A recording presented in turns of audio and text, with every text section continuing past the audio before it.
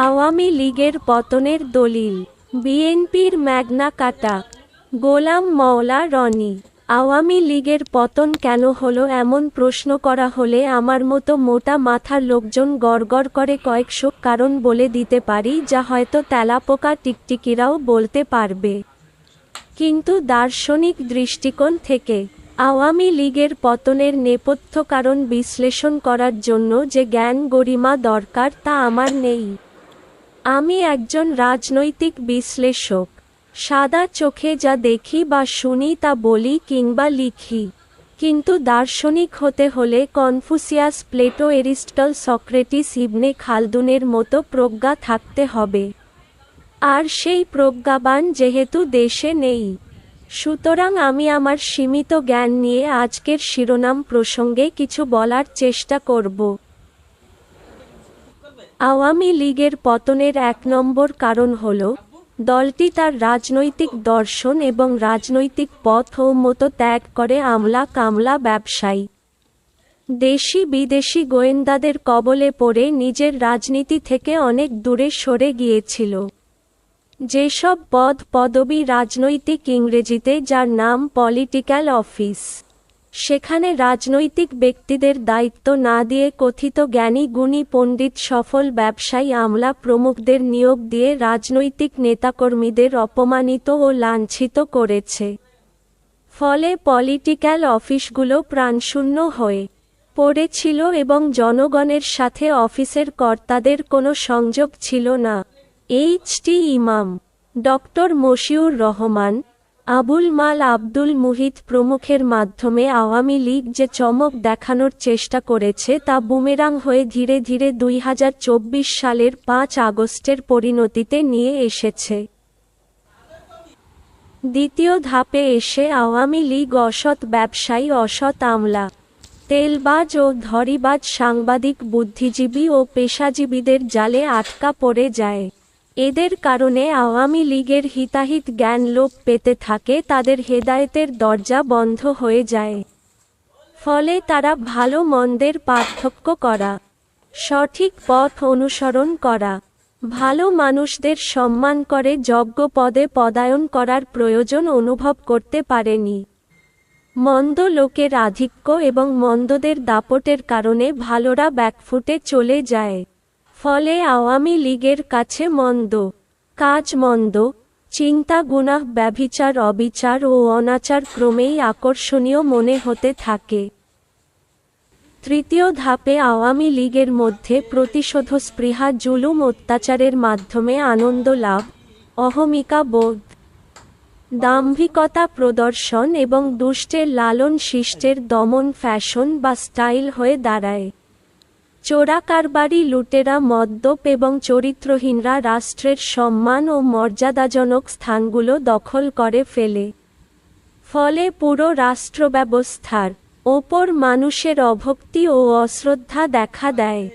রাষ্ট্র পরিচালকরা দিন দুপুরে লাখ লাখ মানুষের সামনে মিথ্যা বলতে অভ্যস্ত হয়ে পড়ে এবং জনগণের প্রতিবাদ ও প্রতিরোধ না পেয়ে ক্রমেই বেপরোয়া হয়ে ওঠে। ফলে অন্যায়, অনিয়ম সরকারি অফিস, আদালত এবং রাষ্ট্র পরিচালক, আমলা কামলাদের ব্যক্তিগত, পারিবারিক ও সামাজিক জীবনের অলংকারে পরিণত হয়। চতুর্থ ধাপে আওয়ামী লীগ বিচার বিভাগ ও পুলিশ বিভাগের ওপর নিজেদের কর্তৃত্ব প্রতিষ্ঠা করে এবং এই দুটি প্রতিষ্ঠান ব্যবহার করে নিজেদের রাজনৈতিক প্রতিপক্ষকে নির্মূল শুরু করে এবং ব্যাপক সফলতা লাভের পর নিজেদের ঘরের শ্রেণীশত্রু চিহ্নিত করে তাদের দুর্বল, অসহায় ও অকার্যকর বানানোর মিশন হাতে নেয়।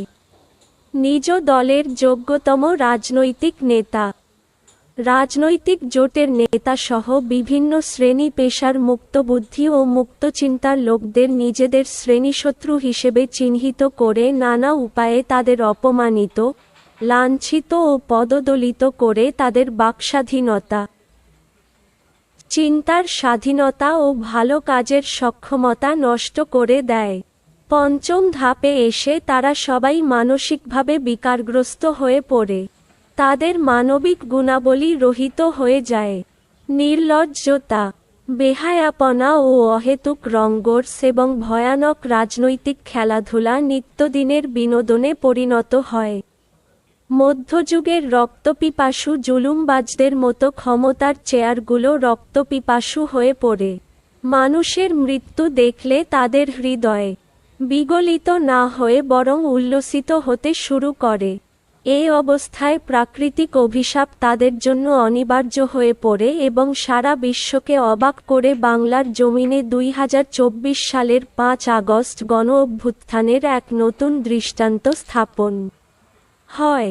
আওয়ামী লীগের পতনের উল্লিখিত সাদামাটা কারণগুলো পর্যালোচনা করে আগামী দিনের কর্মপন্থা অবলম্বন করতে না পারলে বিএনপির কপালে আওয়ামী লীগের চেয়েও বড় দুর্ভোগ দুর্দশা অনিবার্য হয়ে পড়বে।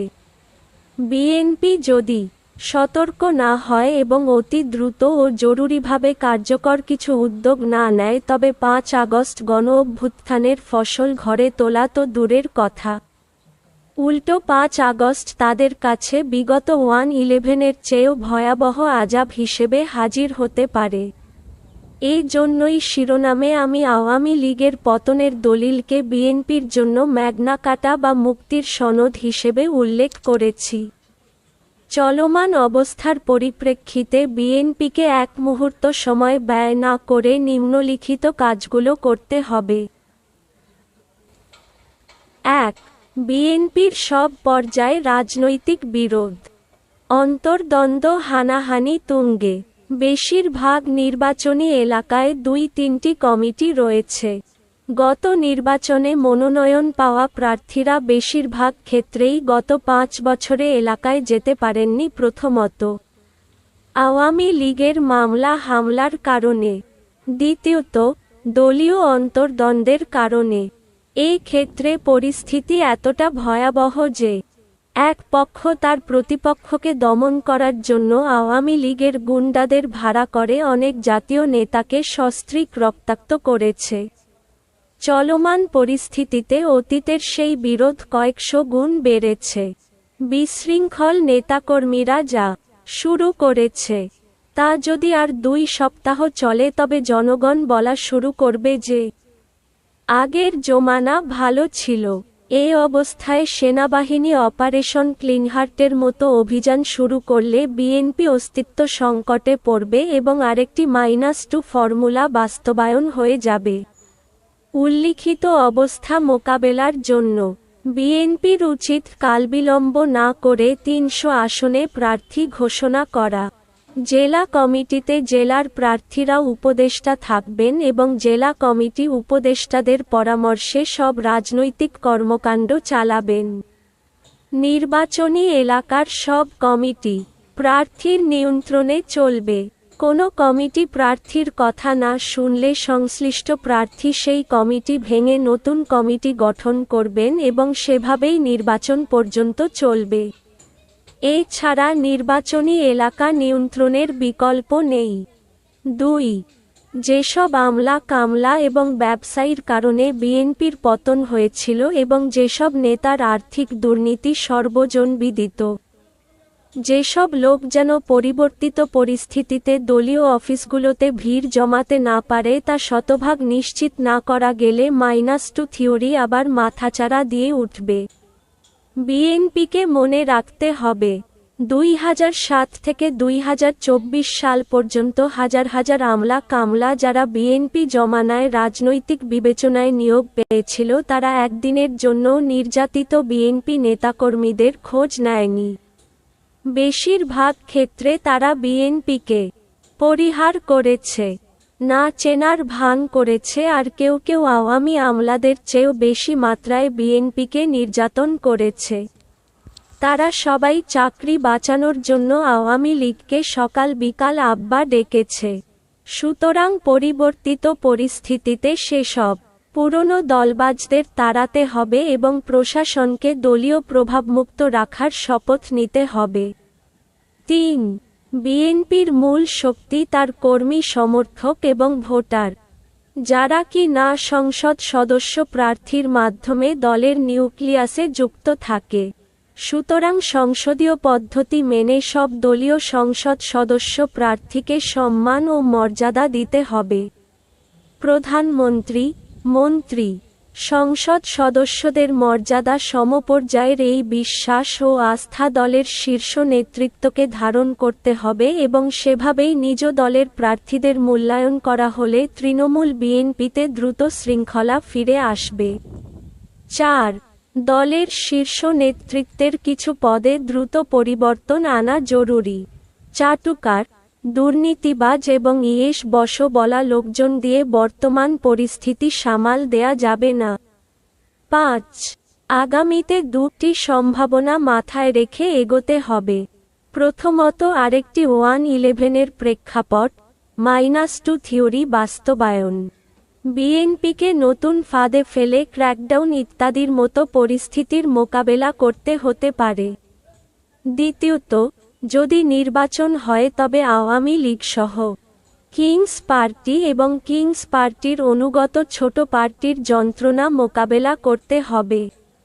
দলের ভেতরে বাইরে যারা বিভিন্ন সময়ে গোয়েন্দা সংস্থার হয়ে কাজ করেছে ও তাদের টাকা নিয়ে রাজপথে সরকারবিরোধী লম্ফঝম্প করেছে এবং এখনও সব দরবারে বাতি জ্বালানোর চেষ্টা করছে, এদের কাছ থেকে দলকে ১৩৩ মাইল নিরাপদ দূরত্বে রাখতে হবে।